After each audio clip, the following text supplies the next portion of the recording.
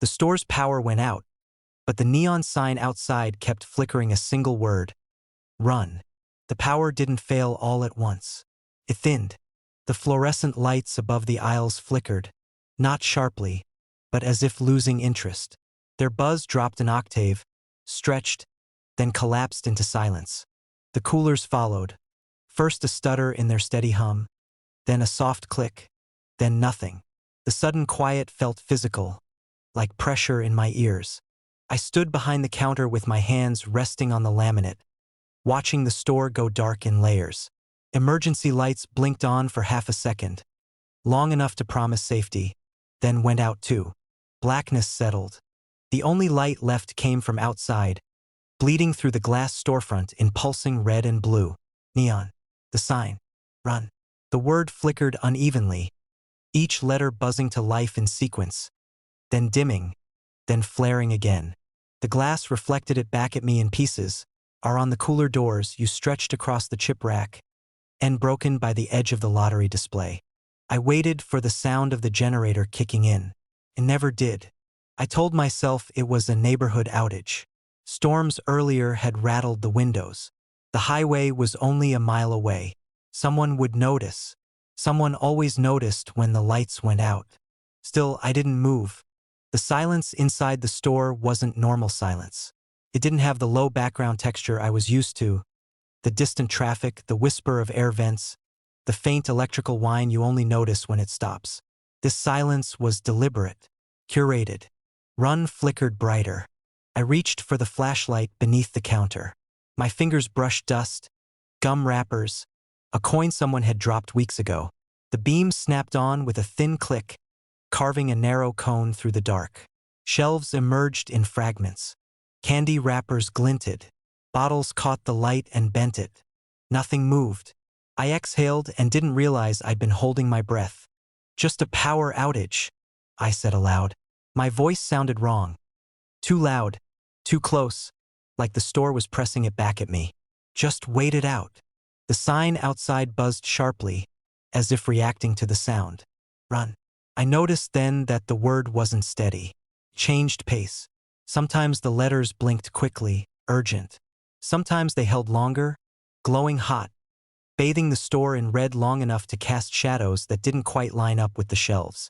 I walked toward the glass doors, flashlight beam trembling. The reflection met me halfway, a pale version of myself layered over the parking lot. Empty. No cars. No headlights on the road. Just fog rolling low across the asphalt, catching the neon light and smearing it. Run. Up close. The sign's buzz vibrated through the glass, faint but insistent. I pressed my palm against the door. Cold. The metal handle felt damp, though I couldn't tell if it was condensation or sweat. That was when I noticed the reflection lag. I raised the flashlight slightly. In the glass, my arm lifted a fraction of a second too late. I froze. The reflection caught up. I laughed once, quietly. Nerves. Old glass. Bad lighting. Behind me, something clicked. Not loud. Not sudden. Just a soft plastic sound, like a shelf tag shifting, or a bottle settling after being touched. The flashlight beam jerked toward the aisles. Hello, I called. The beam slid over rows of snacks, stacked too neatly. Over the counter where the coffee machine sat dead and black. Over the cooler doors, their glass now mirrors, reflecting the red word again and again. Run, run, run, run. I took a step back. The floor tile creaked beneath my shoe, a sound I'd heard 1,000 times. It echoed, not louder, just repeated, as if the store had learned it and decided to try it out. I swallowed. The sign flickered faster now.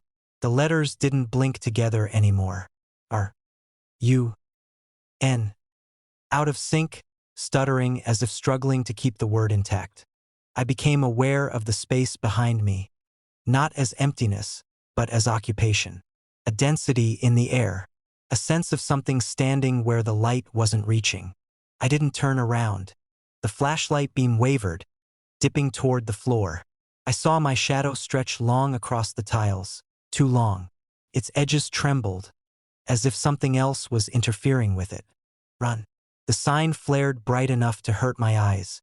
In the reflection, The red light washed over the aisles, over my face, and over a second shape behind me. It wasn't clear, not defined, just a darker interruption in the light, standing where the aisle should have been empty. It didn't move. It didn't need to. The sign's buzzing climbed into a shrill pitch, glass rattling faintly in its frame. Run. I turned. The flashlight beam cut through the aisle, sweeping shelves, floor, ceiling. Nothing there. But the feeling didn't leave. If anything, it deepened, as if whatever had been behind me had simply stepped aside. I backed toward the door. Each step felt negotiated aloud. The handle was inches away. The sign flickered again, and for the first time the word changed. Run, run, run, run, run. 5 times, stacked in the glass, overlaid in reflection. The buzzing became frantic, uneven, like a voice trying to shout through a failing speaker. I understood then. It wasn't telling me to run. It was reacting to something else. Something that moved when I moved. Something that only advanced when I tried to leave. The handle was cold under my fingers. I pulled. The door didn't open. Behind me, the silence shifted. The sign outside flickered one last time, holding the word steady, burning bright. Run. And then the glass behind me reflected movement where there had been none. Close enough now that it didn't need the dark to hide. I never found out whether the sign was a warning or a command, because the power came back on all at once. Lights blazing, coolers roaring to life, and the word outside went dark. But the store was no longer empty, and whatever the sign had been watching for was already inside with me. A customer asked for help finding their lost child, but their shadow showed 2 children holding their hands. The store was almost empty, the way it usually was after 10. Not closed, just thinned, like the world had decided to take a breath and leave a few places behind to keep watch. The fluorescent lights hummed overhead, unevenly spaced, giving everything a muted, washed-out look. Colors didn't disappear so much as they surrendered. Reds dulled into brown, blues into gray. The aisles stretched longer than they should have, shelving casting narrow shadows that pooled on the tile floor like spilled ink. I was behind the counter restocking receipt paper when the door chimed. Soft, polite, too deliberate. I looked up. The customer stood just inside the entrance, hands folded loosely in front of them.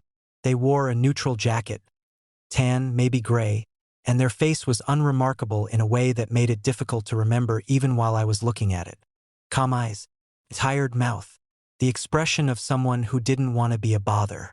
Sorry, they said quietly. I was hoping you could help me. Their voice was even, controlled, not panicked. That struck me first. Of course, I replied, stepping out from behind the counter. My shoes squeaked faintly against the tile. What do you need? They hesitated, just long enough to seem rehearsed. I can't find my child. The words landed gently, like they expected to be caught. I turned my back for just a moment. They continued, tone steady. They were right here. I thought maybe they wandered into one of the aisles. I nodded, already scanning the store instinctively. Empty aisles. No small footsteps. No rustle of packaging. No crying. Okay, I said. What do they look like? The customer opened their mouth to answer. And that's when I noticed the shadow.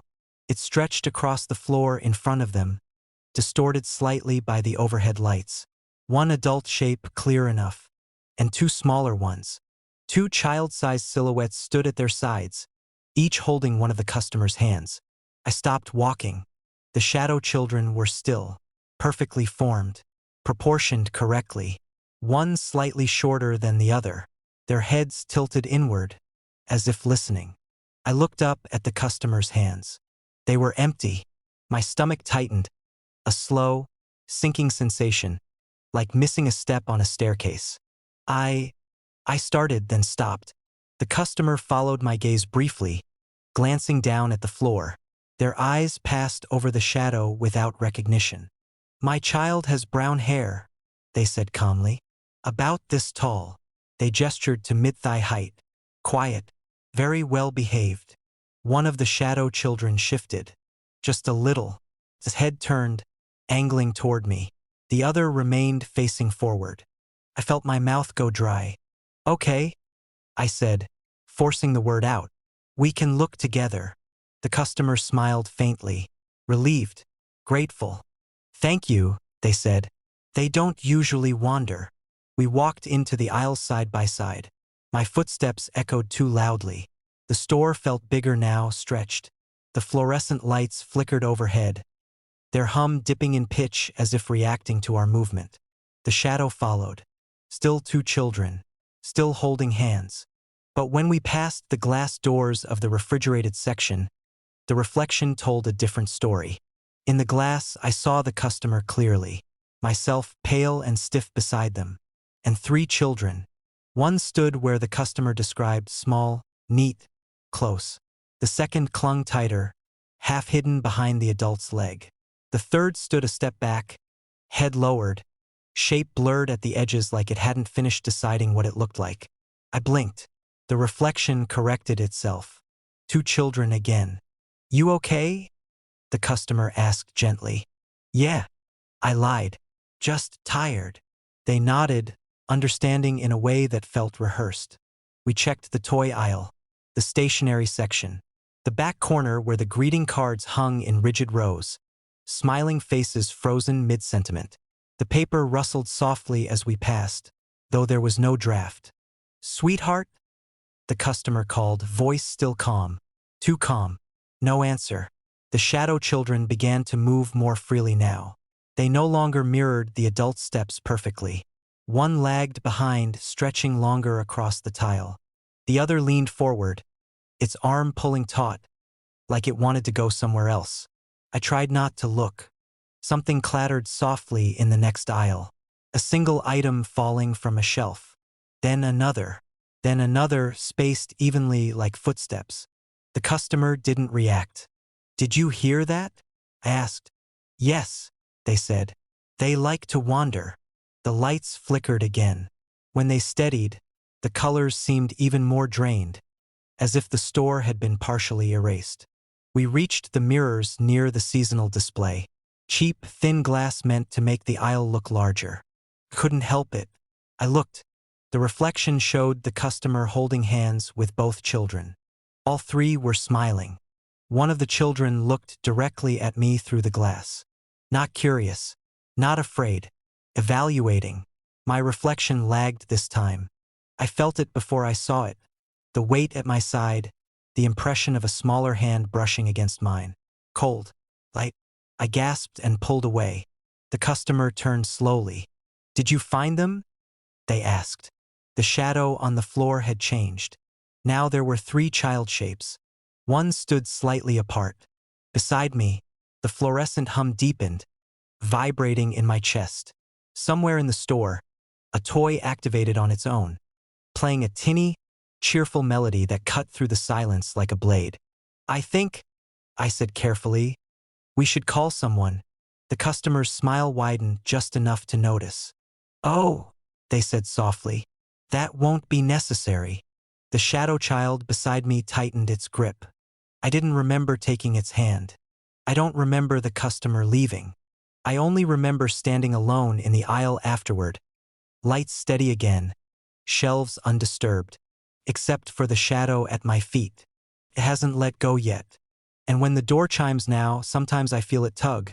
Just a little, as if reminding me to help the next customer who comes in looking for someone they've lost.